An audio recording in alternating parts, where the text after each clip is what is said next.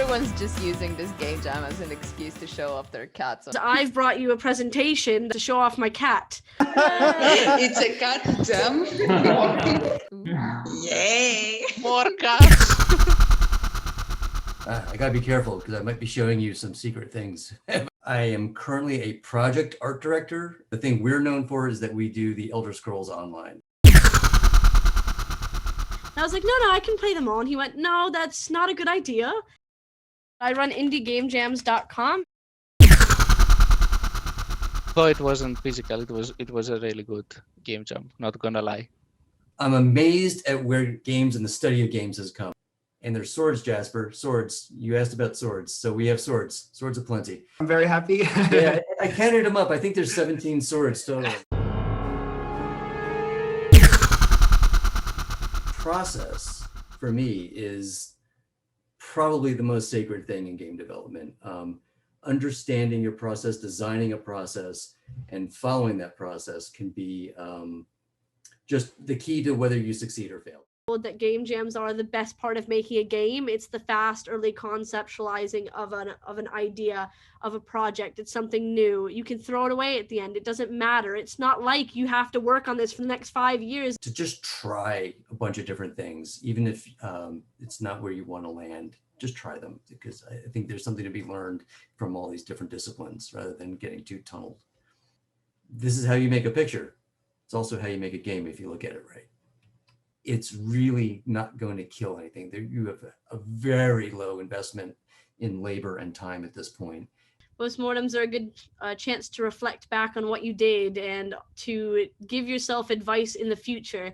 Where you get together as a team and say, you know, what went well, what didn't go so well, and what can we do to improve it? All game jams are all about making a quick and easy prototype. So finding the fun aspect, the core of your game, that's what you're going to want to build onto. Finding the fun is the most important thing. Again, I always tell stories about Sid because Sid, I think, was the best game designer I've ever worked with. And he was so good at it on his own, and you could really study his approach. We were working on a project for him years and years ago. It was called Sid Meier's Dinosaurs. When I first got there, he was working on it, and he tried every iteration, every modality of gameplay. I mean, it was a turn-based game for a while. It was a card game for a while. It was a bunch of things, and he just couldn't make it fun for himself. He pulled the plug on it. Do playtests to a wider audience, see what people like. So we made a golf game instead. Which is something that people don't actually do. But if you see a big game release and you have a small indie game, do start emailing the editor and be like, hey, are you making one of these lists of how many are games that are like this? I know Slay the Spire is really big. My game's like that. You should write about it.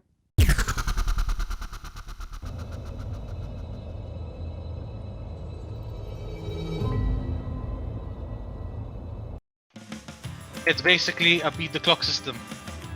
And we've got some lost packages to deliver. Let's go.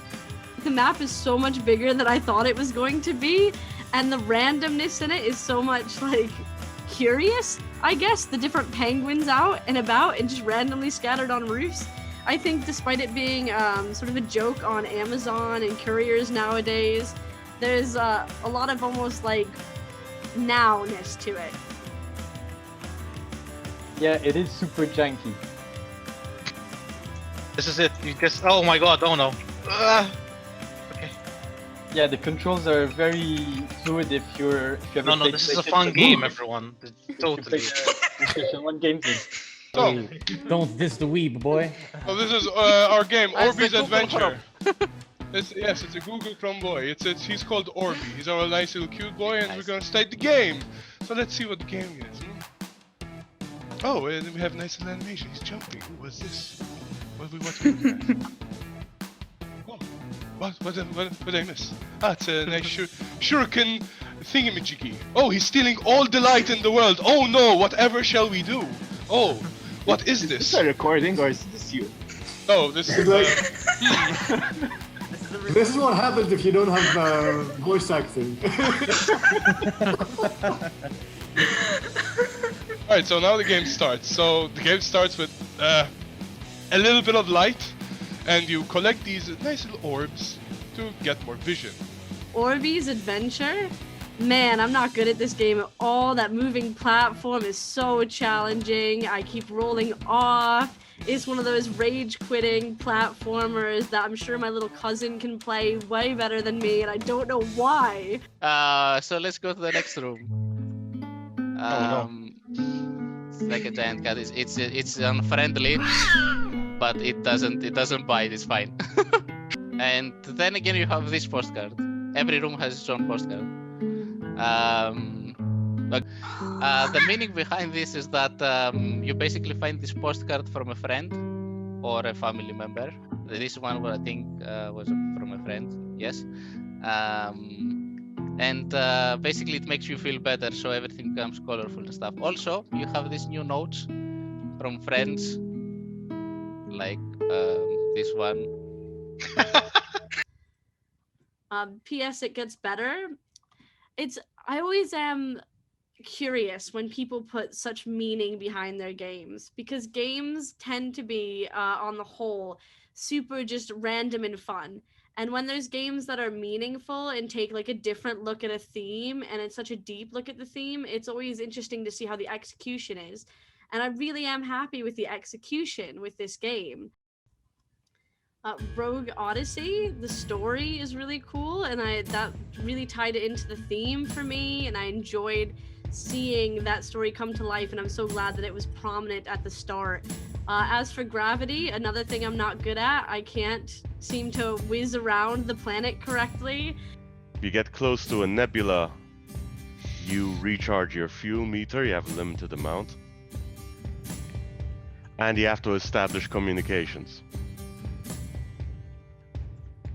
It's the whole system. The idea was to have accurately simulated, or as accurate as possible, simulated planetary systems. So when you get close to the planet, you're actually drawn into its gravity. Yes, our game is called Forg. As you can tell, I put my English BA to good use when we made this game.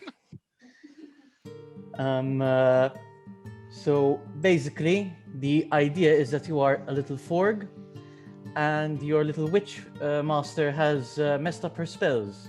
So you should probably go find her and check up on her. So right now, all he can do is move from left to right. So he's going to get the jump spell, poof, and now he can, oh wow, Toss himself off a cliff. toss himself off a cliff, and we'll find someone who's actually better at the game to play it. There we go.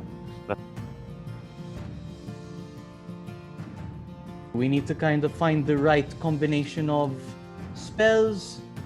I really like Forg, the one that was being speedrun. I really love the graphics on that. We saw the sort of art style before, and I didn't really envision how selecting the different choices would be in the bottom.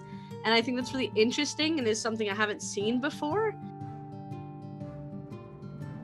So the idea of the game, the narrative is that you're a dinosaur who came back to collect your ancestors' bones or whatever remained.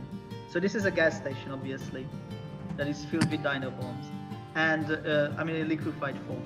And the humans are defending with flying drones. And the idea is that you take turns. So it's basically a board game that we then decided to make into an isometric game for no reason. All I've heard in this presentation is excuses so far. Congratulations. And everyone did so well. Just submitting a game or making a project or being a part of this is a win in itself. So everyone should be very proud of what they were able to accomplish in just a few days. Thank you. Thanks a lot. Everyone, I think you're all. Bye-bye. Bye-bye. Bye.